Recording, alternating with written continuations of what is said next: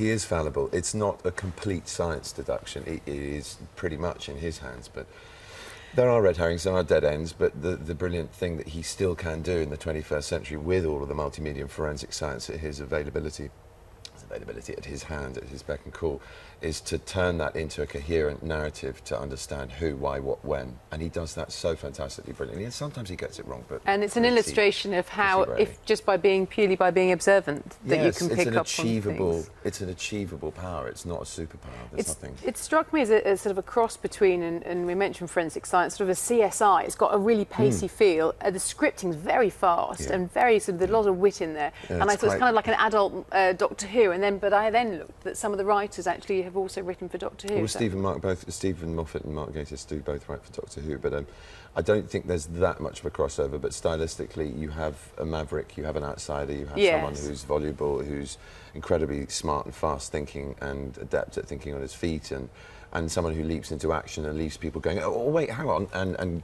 you know, catching up like the audience does. But I think what's smart about this as well is that there are moments, without spoiling too much, where the audience is let into the thinking of Holmes, which is quite a new dynamic, I think, in any TV drama. You have these moments, not just with sort of screen technology, which is often a cutaway to a phone or a computer, where the words actually appear rather than actually being on the screen. Now, that's worth explaining, isn't it? Because I thought that was a very... I've not seen it before. Yeah. Just to explain, so I think filmmakers have been struggling with the idea of how do you make sort of texting interesting in a visual sense. What you do in this film is that you're receiving the text and they appear as subtitles.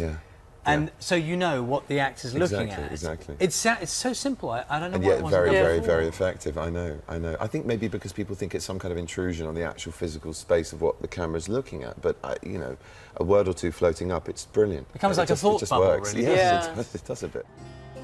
You told him about me? Not a word. Then who said anything about flatmates? I did. Told Mike this morning that I must be a difficult man to find a flatmate for. Now here he is, just after lunch with an old friend, clearly just home from military service in Afghanistan. Wasn't a difficult leap. How did you know about Afghanistan? Got my eye on a nice little place in central London. Together we ought to be able to afford it. We'll meet there tomorrow evening, 7 o'clock. Sorry, got a dash. I think I left my riding crop in the mortuary. I think he is the most played literary fictional character. I mean, for me, one of the scariest things was thinking, as far as inheriting any of that and playing such an iconic role, was thinking about Rathbone and Brett. To me, they are the two supreme English Holmes and always will be.